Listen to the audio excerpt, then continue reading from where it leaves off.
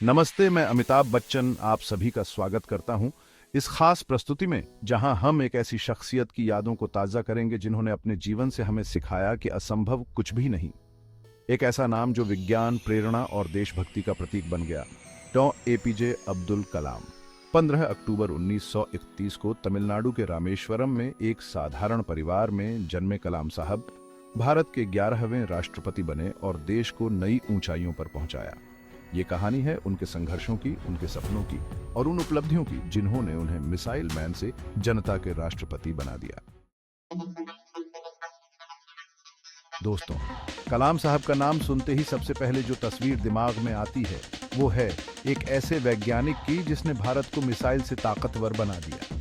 उनका मानना था कि एक मजबूत देश बनने के लिए हमें अपनी सुरक्षा को भी मजबूत बनाना होगा। उनकी अगुवाई में भारत ने अग्नि और पृथ्वी जैसी अपनी मिसाइलें बनाई, जिससे पूरी दुनिया ने भारत के साइंस का लोहा माना। लेकिन यह सब इतना आसान नहीं था। बहुत सी चुनौतियां आईं, बहुत सी रुकावटें आईं, पर कलाम साहब ने हर मुश्किल का सामना किया और देश को मिसाइल टेक्नोलॉजी में आत्मनिर्भर बनाया। साल 1998, वो साल जब भारत ने दुनिया को अपनी ताकत का एहसास कराया। पोखरण में हुए न्यूक्लियर टेस्ट सिर्फ एक घटना नहीं, बल्कि भारत के आत्मविश्वास की निशानी थे। इन परीक्षणों में कलाम साहब का बहुत बड़ा हाथ था। उन्होंने अपनी वैज्ञानिक समझ और साहस से ये साबित कर दिया कि भारत किसी से कम नहीं है। पोखरण के बाद दुनिया ने भारत को एक नई नजर से देखा, एक मजबूत देश के रूप में। दोस्तों, राष्ट्रपति बनने के बाद भी कलाम साहब के दिल में एक कसक थी, एक अधूरा सपना था, भारत को ज्ञान से शक्तिशाली बनाना। वे कहते थे, सपने वो नहीं होते जो हम सोते समय देखते हैं, सपने वो होते हैं जो हमें सोने नहीं देते। और उनका यही सपना था कि भारत का हर बच्चा पढ़े लिखे ज्ञानी बने। वे हमेशा नौजवानों को कहते थे कि वे बड़े सपने देखें और उन्हें पूरा करने के लिए खूब मेहनत करें। कलाम साहब सिर्फ एक वैज्ञानिक नहीं थे, बल्कि एक दूरदर्शी नेता भी थे। उनका मानना था कि 21वीं सदी भारत की सदी होगी, इसलिए उन्होंने विजन 2020 दिया, जिसका मकसद था भारत को 2020 तक एक विकसित देश बनाना। इस विजन में उन्होंने खेती, कारखाने, टेक्नोलॉजी, हर क्षेत्र में तरक्की पर जोर दिया।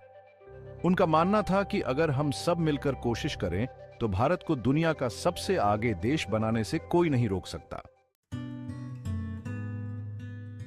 कलाम साहब का जीवन सादगी और त्याग की मिसाल था।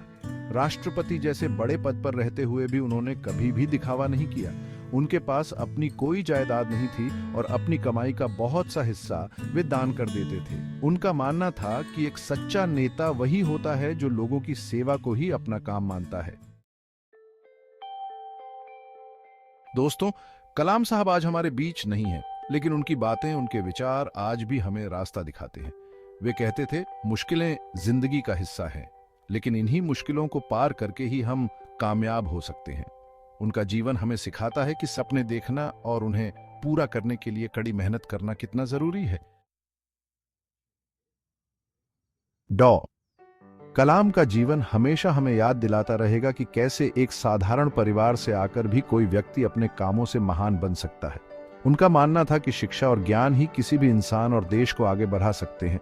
आज भले ही वे हमारे बीच नहीं हैं, लेकिन उनकी प्रेरणा, उनकी सीख हमेशा हमारे साथ रहेगी, हमें प्रेरित करती रहेगी एक अच्छा इंसान और एक बेहतर भारत बनाने के लिए।